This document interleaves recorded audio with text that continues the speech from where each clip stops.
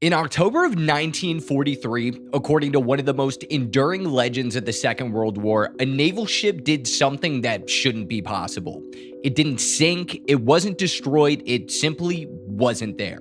Witnesses claim the vessel was surrounded by a strange luminous haze, a faint green glow that seemed to distort the air around it. Then, without warning, the ship vanished. Moments later, according to the story, it reappeared hundreds of miles away, and when it came back, the crew wasn't the same. Some were disoriented, some were violently ill, and in the most extreme versions of the tale, some were no longer fully separate from the metal around them. This story became known as the Philadelphia experiment, a tale of wartime secrecy, impossible physics, and a question that has never fully gone away. What really happened to that ship? For decades, the experiment has existed in a strange space between documented history and collective imagination. World War II was not just a global conflict, it was a technological acceleration unlike anything humanity had experienced. Entire scientific disciplines were pushed forward under the pressure of survival. Radar became standard, electronic warfare emerged, early computing machines were built to break codes, and physics, once theoretical, became tactical. The Atlantic Ocean was one of the most dangerous arenas of the war. German U-boats prowled beneath the surface, often invisible until it was too late. Convoys crossed vast stretches of open water, knowing that at any moment, a torpedo could arrive without warning. Visibility meant vulnerability. If an enemy could detect you first, with radar, with sonar, with magnetic mines, you were already at a disadvantage. Survival wasn't just about firepower, it was about remaining unseen long enough to strike or escape. This created a military obsession with one idea: reducing detectability. Not invisibility in the cinematic sense, but partial invisibility. Reducing radar cross-sections, disrupting magnetic signatures, confusing enemy sensors.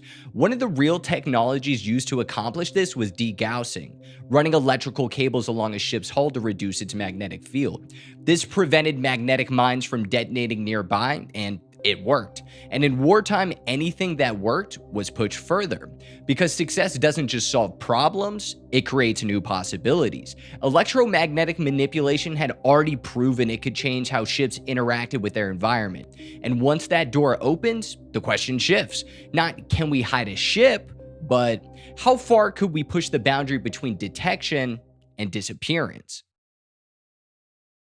The Philadelphia experiment did not originate from official records. It began with correspondence. In the mid-1950s, a man named Carl Allen, who sometimes signed his letters at Carlos Allende, began writing to astronomer and writer Morris Jessup. Jessup had recently published a book exploring unidentified aerial phenomena. Allen claimed the book touched on his ideas he had witnessed firsthand. Ideas connected to a naval experiment in 1943. According to Allen, while serving aboard another vessel, he had observed a destroyer escort in Philadelphia become enveloped in a strange electromagnetic haze. He claimed the ship turned invisible and in some accounts vanished entirely.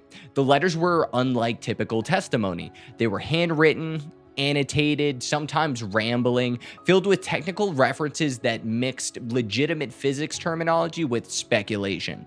Allen described crew members suffering severe physical and psychological effects. He suggested the experiment involved electromagnetic fields strong enough to alter not just detection, but reality itself. The tone of the letter shifted from matter-of-fact to urgent and even a bit paranoid. Corrections filled the margins, sections contradicted earlier claims. Reading them felt less like reviewing a report and more like stepping into someone else's unfinished thoughts. By most standards, the correspondence would not qualify as reliable evidence. But the timing mattered. The 1950s were an era when the public was slowly learning how much of World War II had been conducted behind closed doors. Programs once unimaginable had turned out to be real, so Allen's claims landed in fertile ground, not because they were proven, but because they felt possible. They spoke to a growing suspicion that history might contain events the public never fully sees. Allen's letters were inconsistent, they were unverifiable, but they were compelling, and compelling stories have a way of surviving long after the facts that challenge them fade. At the center of the legend is the USS Eldridge, a Cannon-class destroyer escort commissioned in 1943. Unlike many elements of the story, the ship itself is not a mystery. Historical records confirm its construction, its deployment, and its service history. It underwent standard degaussing procedures, as did many ships of the era, a routine but essential safeguard against magnetic mines. It served in the Atlantic and later in the Mediterranean, convoy duty, anti-submarine patrols, the kind of work that defined the naval war effort. And according to official logs, the ship never vanished. No Navy documentation indicates teleportation, invisibility, or catastrophic experimental accidents. The Eldridge appears in records exactly where it should be, doing exactly what similar vessels were doing.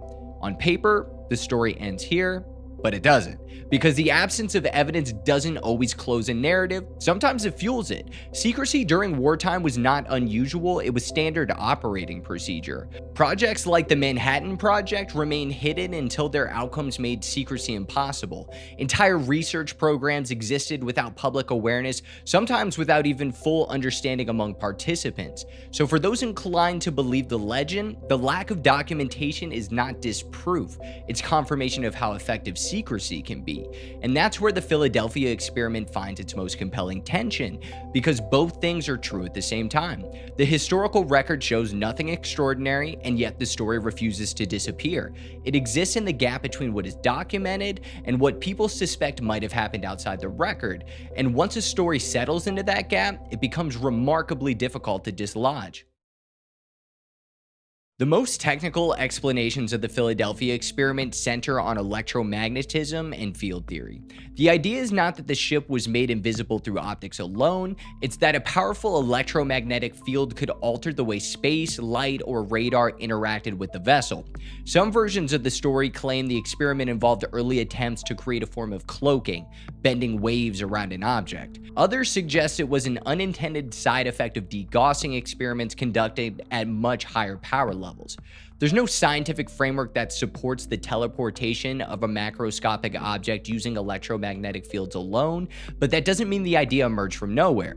Physics in the early 20th century had introduced concepts that felt almost surreal: relativity, quantum mechanics, non-locality. The public was becoming aware that reality might behave in ways that defied everyday intuition. And when scientific understanding expands faster than public comprehension, the gap gets filled with speculation. But the most enduring version of the Philadelphia experiment doesn't stop at invisibility. It adds something far stranger. According to multiple retellings, none verified but remarkably consistent, the ship didn't simply fade from view. It vanished from the Philadelphia Naval Shipyard and reappeared in Norfolk, Virginia, nearly 300 miles away. Witnesses aboard another vessel, often identified as the merchant ship SS Andrew Furuseth, allegedly reported seeing the destroyer escort materialize briefly in the harbor. Then, just as suddenly, it was gone again. Moments later, the story claims the ship returned to Philadelphia. If true, this would not be a cloaking experiment, it would be something far more radical, a displacement event. Not hiding from detection, but moving through space without crossing the distance between. There's no official Navy documentation supporting this claim, no logs from Norfolk, no corroborated testimony from the crew of the Andrew Furuseth, but the story persists because it reframes the experiment's implications entirely. Invisibility suggests a defensive technology. Displacement suggests a breakthrough in physics. And that difference is what gives the legend its staying power. Because once the story becomes about movement instead of concealment, the question changes from could they hide a ship to what did they accidentally discover? The most disturbing aspects of the Philadelphia experiment legend aren't technological, they're biological. Because the story doesn't just claim a ship vanished, it claims people paid the price for whatever happened that day. Accounts that surfaced in the years after the experiment, many secondhand, some contradictory, none verified, describe a range of physical and psychological effects among the crew. Severe nausea, disorientation, memory loss, symptoms that on their own could be explained by exposure to powerful electromagnetic fields or extreme stress. But the legend doesn't stop there. It escalates. One of the most persistent and unsettling claims about the Philadelphia experiment is what's often referred to as the fusion. Stories describe sailors discovered partially embedded in the ship itself, limbs appearing to merge with bulkheads, torsos fused into deck plating, bodies intersecting with steel as if the boundary between human tissue and metal had briefly dissolved.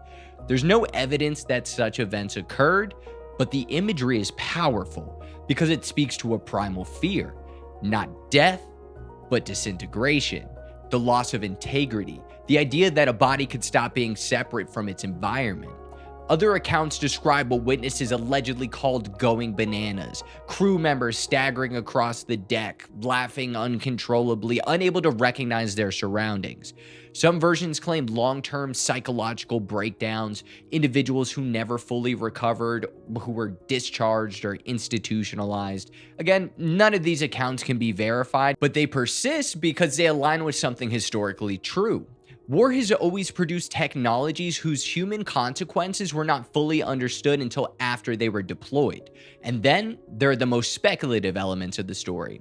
Claims that some crew members experienced distortions in time, moments where they believed they were seeing events before they happened, or memories that didn't align with the present. Some retellings go even further, suggesting individuals vanished permanently. These elements move the story beyond science into myth, but their presence reveals something important, because the more the legend spread, the more it reflected a collective anxiety that technology might not just alter machines, but perception itself. Finally, there are the allegations of a cover-up. Stories that surviving crew members were sworn to secrecy, that some were given medical discharges without explanation, that official logs were altered, that memories were intentionally suppressed. There's no confirmed evidence of such actions, but secrecy during wartime was real, and that reality makes the idea of concealment feel plausible, even when the underlying events remain unproven. In the end, the human stories are what give the Philadelphia experiment its emotional gravity. Without them, the narrative would be a technical rumor about electromagnetic research. With them, it becomes something else entirely. A cautionary tale, not about invisibility, but about the cost of pushing technology beyond the limits of understanding. Because whether or not these events happened as described, they capture a fear that has existed in every era of rapid innovation, that progress can move faster than our ability to predict its consequences. And when that happens, the people closest to the experiment are the ones who feel it first. The Philadelphia experiment didn't fade away the way most wartime rumors do. It didn't disappear at the end of the war.